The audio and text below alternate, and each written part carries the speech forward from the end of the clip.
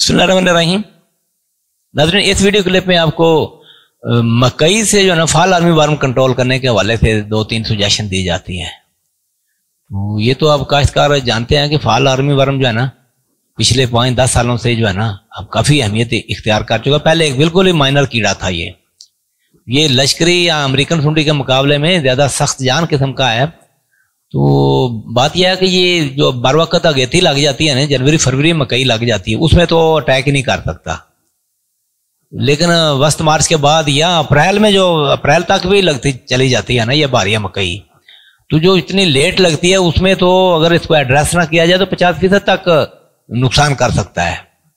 अब चाराजात काश्त हो रहे हैं मार्च से, वस्त मार्च के बाद से लेकर अब अप्रैल में मई में बिल्कुल हर एक के ऊपर रेगुलरली ये अटैक करता है। मकई के काश्तकार इसे जान चुके हैं कि ये कदरे गर्म मौसम में जो है ना ये ज्यादा अटैक करता है। जिस तरह का अब आजकल मुअत्तल मौसम जा रहा है, ऐसे हालात में इसके शदीद हमले का कोई चांस नहीं होता। अभी जो है ना ये बिल्कुल इब्तदाई स्टेज में है।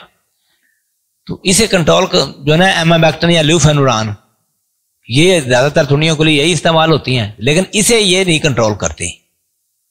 खासतौर पर जो है ना जब हम कहते हैं लश्करी सुंडी, तो लश्करी के लिए ल्यूफेनुरान तो लाजम मलदूम है, लेकिन ल्यूफेनुरान को बिल्कुल ये बर्दाश्त करें, ये किसी और ग्रुप का कीड़ा है, तो और ये लश्करी का फैमिली नहीं है। पर क्या ये सुंडी जो है ना जब इब्तदाई 2-3 स्टेजेस तक तो है ना एमामेक्टिन से कंट्रोल हो जाती है। अगर आधी इंची से बड़ी हो जाती है तो फिर एमामेक्टिन और ल्यूफेनुरान को मिला के भी किया जाए तो वो भी इफेक्टिवली कंट्रोल नहीं होती। तो अब फिर इसके ऊपर क्या करना चाहिए? तो ये मैं अर्ज करता हूं कि अगरचे रेडिएंट जो है ये 80 से 100 मिलीलीटर फी एकड़ के हिसाब से, या डेलीगेट, ये दोनों स्पिंटोरैम है, डेलीगेट 60 ग्राम, ये आप स्प्रे करें तो इसको काफी इफेक्टिवली कंट्रोल कर देता है।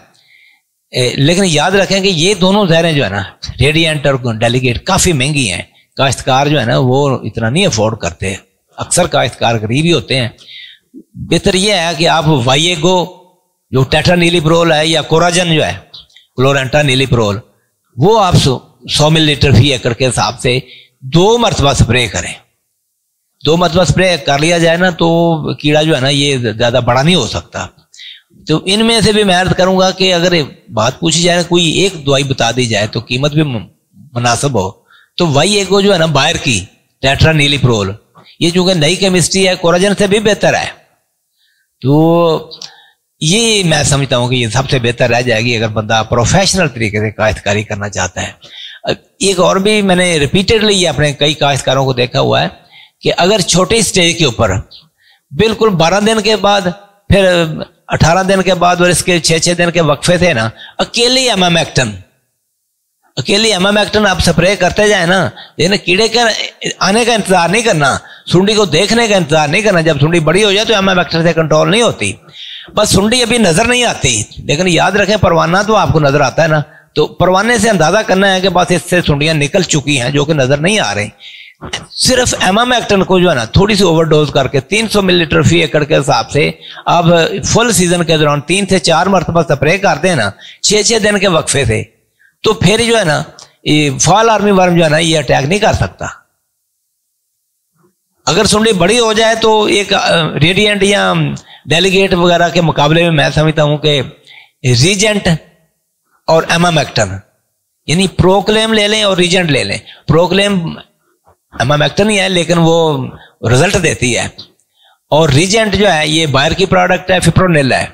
ये दोनों चीजें मिला के आप एमामेक्टिन आपने 300 मिलीलीटर लेनी है, जबकि रीजेंट जो है ये सिर्फ 30 ग्राम काफी है। दोनों मिला के स्प्रे करें तो भी ये इसका वाइएगो से बेहतर रिजल्ट देती है और रेडिएंट की तरह रिजल्ट देती है ये।